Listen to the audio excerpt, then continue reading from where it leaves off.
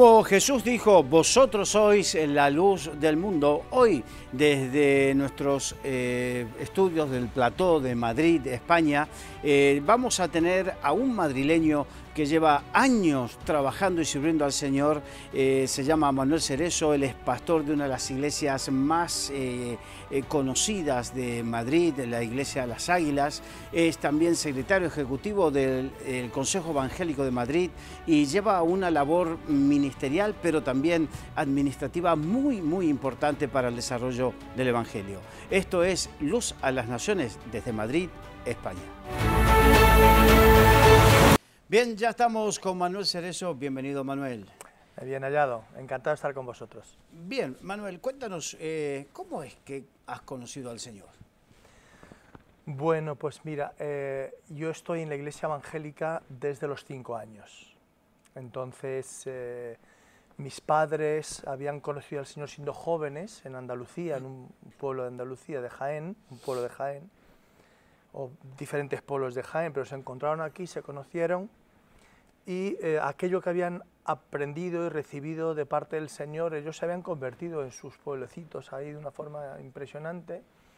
Se conocieron aquí, se casaron y como en aquel tiempo había muy poquitas iglesias, ellos no fueron capaces de encontrar una iglesia hasta que pasaron años. Entonces yo me acuerdo con 4 años ir a una catequesis católica de una iglesia, pero es del único que me acuerdo. Porque no había, tú bien decías, y esto es lo que quiero recalcar, estamos hablando de una época donde, si bien ahora se puede contabilizar que hay un crecimiento numérico de iglesias, pero en aquel momento era muy poco lo que había. Son los principios de los 60, años 62, 64, y prácticamente las iglesias que había, pues en todo Madrid, si no conocías mucho, si no eras muy ducho en encontrar cosas, no tenían internet, no tenían nada. Y entonces, no conocían a ningún evangélico, preguntabas, nadie sabía dónde había una iglesia evangélica, y así estuvieron por años, pero como mis padres tenían temor de Dios, pues a mí me mandaron a la iglesia católica, y entonces yo empecé a ir a la iglesia católica, y a los 5 años así, una tía, una hermana de mi madre, encontró la iglesia que se reunía en la calle Trafalgar, número 32, una asamblea de hermanos, y ahí empecé a ir con 5 años, y bueno, pasó un tiempo y realmente, bueno, fui recibiendo del Señor, aprendiendo las Escrituras, me acuerdo mucho. Luego nos trasladamos a una iglesia en Carabanchel, digamos que era como una extensión de una iglesia de hermanos, y fue allí, en la zona del barrio de Carabanchel, la calle Espinar en concreto, y ahí fui creciendo más en el Señor, y con 17 años me convertí. Estamos hablando de una época donde, si no me equivoco todavía, estaba el régimen de Franco. Sí. Y una época, digamos, no tan fácil como ahora. No, no era tan fácil, tampoco era tan complicada, ¿eh? Yo te diría que a nivel de lugares de culto, era más fácil abrir un lugar de culto en tiempos de Franco que hoy día. De verdad, ¿eh? Esto se lo he dicho a la alcaldesa de Madrid, se lo he dicho a varios, al presidente de la Comunidad de Madrid, se lo he dicho a muchas personas, porque yo considero que hoy día es excesivo lo que están exigiendo a las iglesias. Y en aquel tiempo, aunque no nos miraban demasiado bien todavía, pero eran el final del franquismo, como que nos habían aceptado, había tolerancia, había habido una ley de cierta tolerancia, no era libertad religiosa exactamente, pero sí era de reconocimiento de otras religiones, aunque España era católica. Y entonces vino un tiempo como de bonanza, y entonces tú ibas y decías que ibas a abrir una iglesia, ibas a poner un cartel y no te decían nada. Estaba bien, pues fenomenal. Y allí, en aquel tiempo los vecinos no se quejaban tanto como se quejan ahora del ruido, no nos miraban, no sé cómo nos miran ahora. Yo sinceramente creo que ahora está siendo un poquito más difícil que hace, pues eso, 50 años. Claro, y lo dice alguien que tú estás día a día trabajando para el común de las iglesias evangélicas en Madrid. Pues sí, hemos y que tienes conocimiento de todo esto. Mucho, y aunque parezca mentira, era más fácil abrir un lugar de culto antes, en tiempos del franquismo, en el periodo ya, digamos, el último cuarto del franquismo. Pero en cuenta, yo me convertí en el año 75 y Franco murió en octubre, 1 de noviembre del 75. Yo estaba haciendo el servicio militar, me había ido de voluntario, me había convertido en abril y en octubre me fui al servicio militar.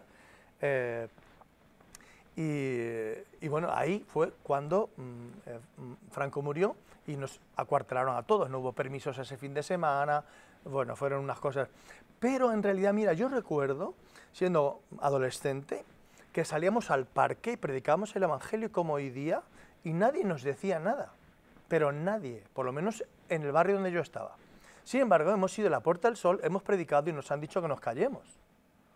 En estos tiempos. En esos tiempos. Donde nos han querido multar porque regalamos un folleto, cosa que antes no pasaba. Donde supuestamente está toda esa libertad. O sea, la libertad está en los papeles, pero en el día a día no es tan así. Bueno, en el día a día siempre te buscan vueltas. Hubo un borrador de ordenanza municipal que decía que no se podría repartir publicidad en la calle. Bueno, pues a las iglesias es que nos quieren meter en todos los fregados. Entonces empezaron a querer sancionarnos y a decirnos que no podíamos dar publicidad en la calle. Oiga, esto es una iglesia, nosotros además no estamos dando publicidad, estamos regalando folletos, tarjetas y no estamos haciendo publicidad de nada. Tanto es así que nos preocupamos y nos leímos bien, obviamente, qué estaba pasando con ese borrador de ordenanza. Entonces hicimos unas alegaciones al borrador de esa ordenanza y las tuvieron en consideración, de modo que nos metieron a las entidades religiosas dentro del grupo de entidades sin fines de lucro a los cuales no se les iba a exigir esta regulación, esta ordenanza, puesto que eran sin fines de lucro y ahí metieron partidos políticos, asociaciones de vecinos, asociaciones civiles y otro tipo de entidades sin fines de lucro y ahí entramos nosotros. Por lo tanto, en las calles hoy día podemos hacerlo, pero aún así, hace poco me llamaron por teléfono diciendo, oye, que estamos en la calle, que no nos dejan. Me he puesto con un tablero a pintar en la calle para luego dar un mensaje bíblico y me han dicho que no lo puedo hacer, que eso es publicidad. Entonces tuve que decirle, mira, dile que no, que nuestro artículo tal, que no pasa nada. Y además porque tuvo que recoger todo su asunto. Sí. Y entonces escribí una carta al Ayuntamiento de Madrid pidiéndole explicaciones sobre esto y dije que suponía que había sido simplemente un incidente por un agente del orden público que no estaba muy bien informado y que no quería suponer que esa iba a ser una forma de actuar del nuevo equipo de gobierno del Ayuntamiento de Madrid, del nuevo gobierno que tenemos ahora. Me dijeron que por supuesto que no, que habría sido un incidente y no me han vuelto a decir nadie nada. Así es que está ahí en un tira y afloja porque las leyes son tan exigentes, la gente se queja tanto, hay tantas denuncias por cosas que uno no entiende. Hoy te denuncia la gente mucho más de lo que, vamos, es que yo no me acuerdo que nos denunciaran antes. Bueno, a mí me parece ridículo eso de que tengamos ese problema con los folletos. Yo dejo mi coche, vivo en Madrid. Antes vivía en las afueras, ahora vivo en la ciudad de Madrid y dejo mi coche donde lo dejo aparcado. Cuando vuelvo tengo que sacar todo tipo de tarjetitas que aparecen en los coches. Eso no está permitido realmente. Eso se podría denunciar y a esa empresa, si hubiera algún teléfono a quien denunciar, se le podría denunciar realmente, ¿vale? O sea que eso hoy día no está permitido. Eso no está permitido. Lo que pasa es que, vamos a decir que se hace un poquito la vista gorda, puesto que es un papel que no está tirado en el suelo, aunque cuando tú lo cojas a lo mejor lo vas a tirar al suelo. Sí. Entonces, todo esto nació porque en las paradas del metro la gente se ponía a dar masivamente propaganda de todo tipo. Y lo de siempre, como nos pasamos, pues hay que regular. Y cuando regulas, al final acabas perjudicando a mucha gente que no tenía nada que ver con eso. Exacto. Bien, volviendo a tu vida en el Señor, evidentemente vemos que hay una vocación de defender al pueblo del Señor ante las autoridades o ser mediador, que por eso llevas muchos años como secretario ejecutivo del Consejo Evangélico de Madrid, que por cierto hay que... por ejemplo, yo llevo muchos años de pastor y vengo de pastorear en otros países y en países donde quizás haya mayor crecimiento numérico de iglesias y de creyentes, pero no tiene un trabajo administrativo como el que hay aquí para tener una conexión tan directa con las autoridades. Sí, España en eso es como siempre, Spain is different, entonces España es un poquito diferente. tenemos menos avivamiento, tenemos menos iglesias, menos evangélicos que en otros países. Sin embargo, hemos llegado a unos niveles muy interesantes, por encima de muchos otros países que tienen mucho más evangelio, muchas más personas que teóricamente podrían ejercer más fuerza, diríamos, ¿no? Pero nosotros hemos tenido la bendición en España de una constitución nueva en la cual se reconocía las confesiones religiosas de notorio arraigo que podrían tener acuerdos de cooperación con el Estado español. Y nosotros aprovechamos esas circunstancias en nuestra Constitución y solicitamos acuerdos de cooperación con el Estado, igual que tenía la Iglesia Católica. Claro, lo mismo hicieron los musulmanes y lo mismo hicieron los judíos. Entonces, la comunidad musulmana de España, la comunidad judía de España y el protestantismo español, en nuestro caso como protestantismo, unimos a todas las iglesias evangélicas en la institución que hoy día se llama FEREDE. Y allí se constituyó la FEREDE, fue en el año 92, se firmaron los acuerdos y estuvimos por lo menos 3 años gestionando los acuerdos antes de firmarlos.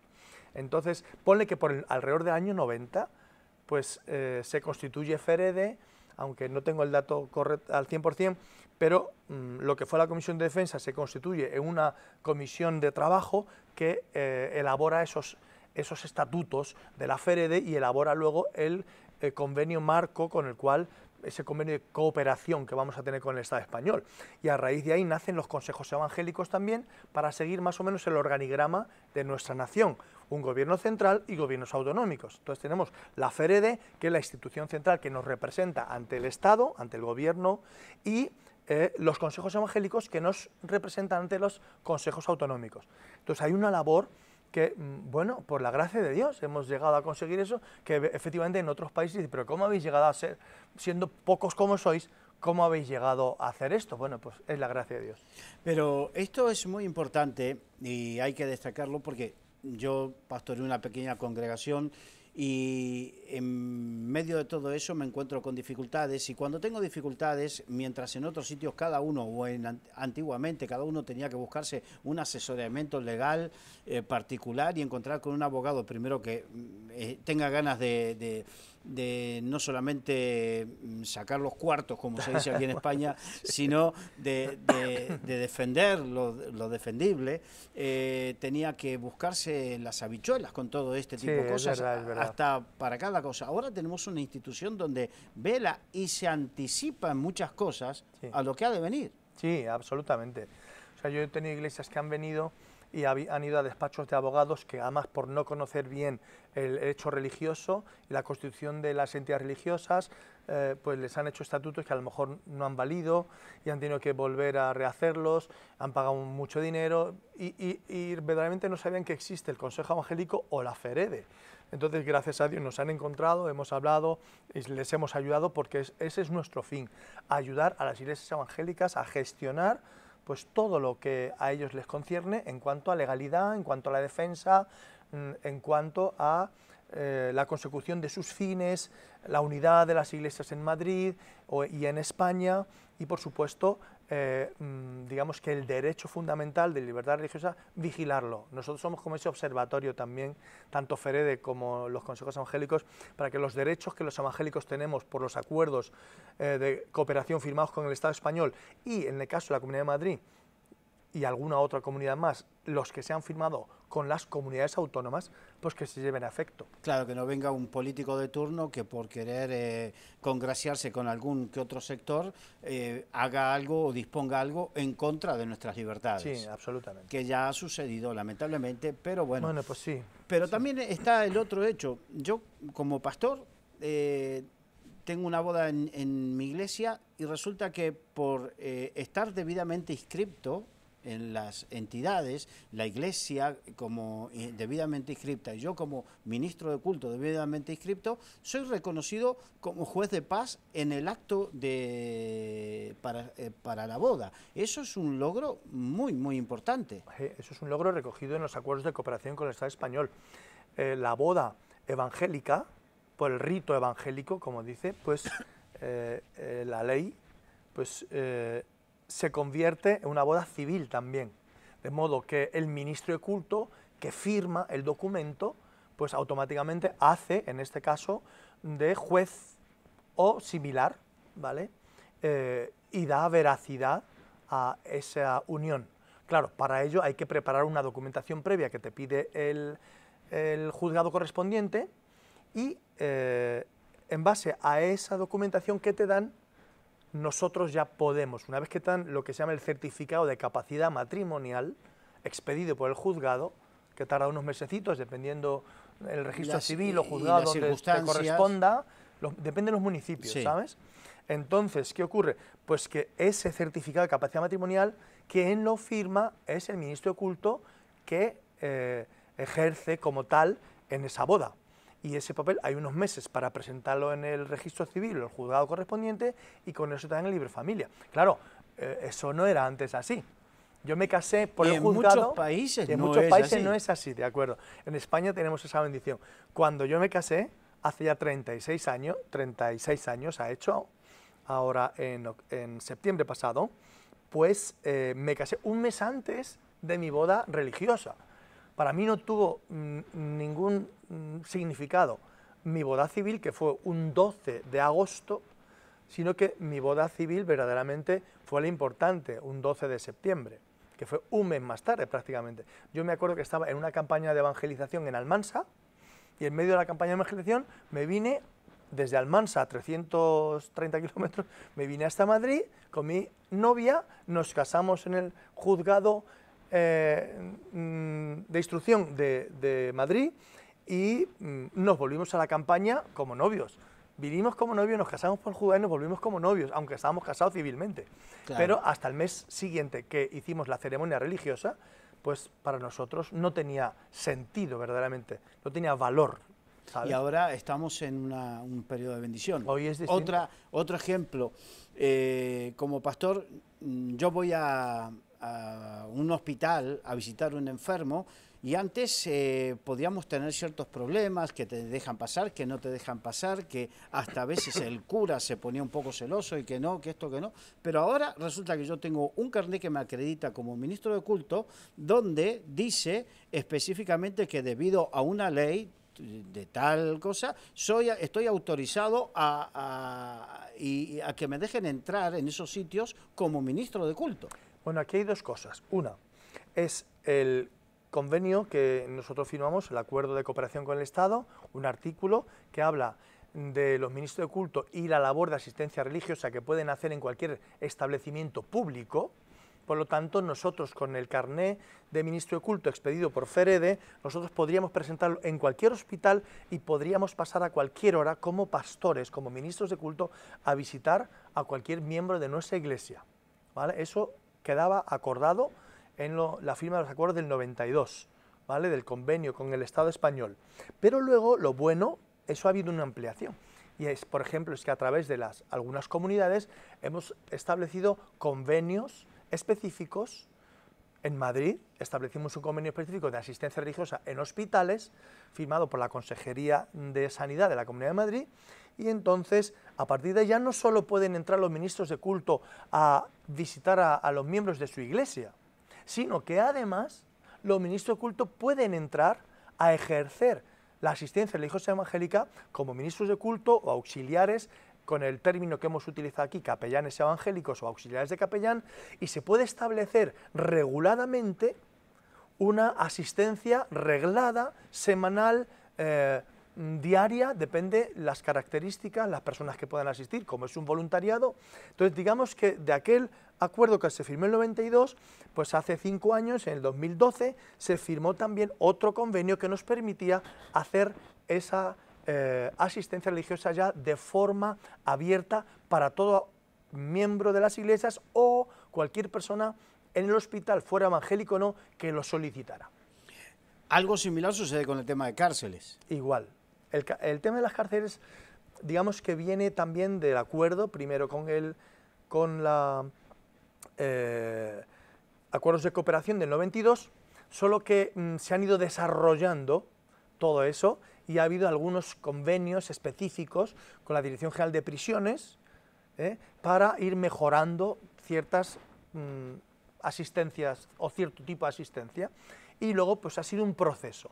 Y aunque depende todavía de FEREDE, porque digamos que las transferencias En cuanto al tema de prisiones, las lleva la Dirección General de Prisiones, que no es la de instituciones penitenciarias, que no están cedidas las competencias a las comunidades autónomas. Por lo tanto, ahí seguimos dependiendo de FEREDE, aunque el trabajo, digamos, se está realizando, puesto que FEREDE delega en nosotros competencias a través de los consejos evangélicos también. De hecho, anualmente hay cursos de capellanía, en el sentido para aquellos que, aunque tengan su titulación ministerial, pero quieran ejercer como capellanes, ser preparados específicamente, porque hay una cuestión específica para saber cómo tratar, que no es lo mismo un púlpito en una iglesia, tratar en una iglesia que tratar en una cárcel, una prisión, como en un hospital, y entonces esos cursos tanto para capellanes como para auxiliares de capellanes. Claro, el Consejo Evangélico de Madrid, una vez al año, excepcionalmente lo hemos hecho 2 veces en un año, pues hace esos cursos de formación para todos aquellos que quisieran participar en ese servicio, ministerio desde el punto de vista cristiano o eclesial, pues realizar esta labor, y vienen, son formados una forma sencilla, pero se les explica y en esos talleres y cursos cómo desarrollar su labor en estos lugares públicos que no son iglesias. Entonces, hay que hacerlo adecuadamente, porque hay que saber entrar en esos lugares, hay unos requisitos, hay unas circunstancias, etcétera, etcétera. Y eso, efectivamente, el Consejo Evangélico hace anualmente estos talleres, esos cursos de formación para aquellas personas que quieren servir en estas áreas. Estamos hablando de una serie de cuestiones que lo hemos hablado en breves minutos, pero que llevó muchos años de trabajo, muchas reuniones. Sí. Cada vez que yo tengo oportunidad de estar en una reunión contigo donde tú cuentas, sí, porque me he reunido con tal, tengo reunión con tal, siempre cuentas de reuniones, y esas reuniones, obviamente eso, para los que nos dedicamos quizás al ministerio pastoral, nos parece un mundo tener que reunirnos con los políticos. Sin embargo, para ti es algo que es un servicio que tú estás dando de tu tiempo al cuerpo de Cristo, que es la iglesia, desarrollando todo esto. Bueno, siendo que el Consejo Evangélico es quien nos representa en la Comunidad de Madrid ante las autoridades, pues su secretario ejecutivo, en este caso mi persona, pues es parte de mi labor con el Consejo Evangélico, una de las más importantes, yo diría, y es dar a conocer claramente el mundo evangélico, la labor del mundo evangélico a todos los niveles, a nivel social, a nivel eclesial, a nivel cultural, porque claro, no lo saben, y a nivel de fe, porque me toca muchas veces hablar con políticos y explicarles nuestra fe, porque no la conocen.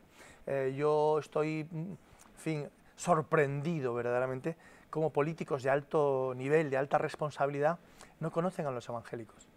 Y a mí eso me ha sorprendido en España bastante, al conocerles de cerca y conocer a muchos, porque yo me he entrevistado con muchos políticos de diferentes rangos y responsabilidades, ¿no? Y entonces pues me he dado cuenta que es que no nos conocen, y mi labor es esa, que nos conozcan, que sepan lo que hacemos, que confíen en nosotros, que vean la labor que hay hecha a nivel social, a nivel espiritual, porque claro, si hay cerca de 600 o ya las superan las 600 iglesias en Madrid y tenemos una membresía pues asistente regular de por lo menos 60 o 70.000 cada domingo que van con su Biblia a las iglesias, más todos los que no van, pero que están ahí dentro del mundo evangélico, que pertenecen a las iglesias, pero no están yendo, que se puede centrar entre 150.000 y 200.000, pues obviamente tenemos algo que decir. Claro. Entonces yo voy en nombre de todas esas personas, de todas esas iglesias, y claro, tengo la oportunidad de hablar, a mí me gusta, es algo que Dios me ha dado, una gracia que Dios me ha dado, y bueno, pues la hemos descubierto claro. En estos años. A eso me refiero, porque de repente hay algunos que dicen, bueno, pero yo no siento el ministerio, ¿qué puedo hacer en la obra de Dios? Yo no siento el ministerio pastoral. Cada uno en su sitio. Pero evidentemente, más allá de lo que es específicamente el púlpito, hay otros sitios donde el Señor tiene en su obra claro. Lugares donde uno puede desarrollar una labor importante. Bueno, en este caso yo ejerzo mi labor pastoral en la Iglesia de las Águilas, como has mencionado antes, pero también le dedico medio tiempo al servicio del Consejo Evangélico, ¿no? Entonces, claro, yo hago mi labor pastoral, pero hago esta parte del Consejo Evangélico ya desde hace 10 años. Estoy como secretario ejecutivo, pero había estado ya otros 7 años anteriormente como consejero de lugares de culto. O sea, yo llevo defendiendo las iglesias evangélicas a estos niveles de lugares de culto desde hace 17 años, la verdad. O sea que en eso pues vas aprendiendo. Y bueno, cuando empecé la labor como secretario ejecutivo, pues la verdad es que fue un poco sorprendente, ¿no? Y algo muy especial porque yo no sabía que Dios me había dado a mí ese don, esa gracia para acercarme a los políticos, a los periodistas y en todos los actos públicos a los que me invitan, pues yo me acerco a ellos, hablo con ellos, establezco o entablo una conversación con ellos, que eso luego pues puede significar una entrevista personal y hablarle de lo que hacemos y ofrecer nuestra colaboración. Sí, hacernos visibles. Claro, mira, hemos estado hace poco con 2 directores generales de la Comunidad de Madrid, director general de Familia y Menor y directora general de Mujer. Entonces hemos ido como Consejo Evangélico con la consejera de la Mujer, con el consejero de Acción Social, etcétera, etcétera, y hemos ido a ofrecer el trabajo que estamos haciendo. Por ejemplo, nosotros estamos haciendo un trabajo importante a nivel, por ejemplo, de trata con fines de explotación sexual. Entonces eso es un tema de mujer muy importante. Y gracias a que hemos ido, nos hemos entrevistado, les hemos mostrado nuestro trabajo, han dicho, hombre, por favor, si podemos colaborar, sí, hombre, pero bueno, nos gustaría colaborar con vosotros. Igual con familia, porque nosotros tenemos asociaciones pro vida y tenemos asociaciones también que trabajan con menores que salen de la prostitución, ¿sabes? Entonces, que han sido esclavizados también con la trata, pero en menores. Entonces se establecen relaciones y mira, dentro de poquito tenemos una reunión también con otro director general de Políticas Sociales e Inmigración para seguir hablando de otros temas que atañen a todo esto. Entonces, eso es una labor importante que realizamos. Bien, se nos fue el tiempo lamentablemente, pues mira, qué pena. Manuel, muchas gracias por haber estado con nosotros. Evidentemente otro día te invitaremos para que puedas seguir continuando explayándote sobre todo esta labor importante de lo que no se ve para que crezca la obra del Señor en Madrid, España. Pues estaré encantado de estar con vosotros. Bien, nos despedimos. Esto es Luz a las Naciones desde Madrid, España.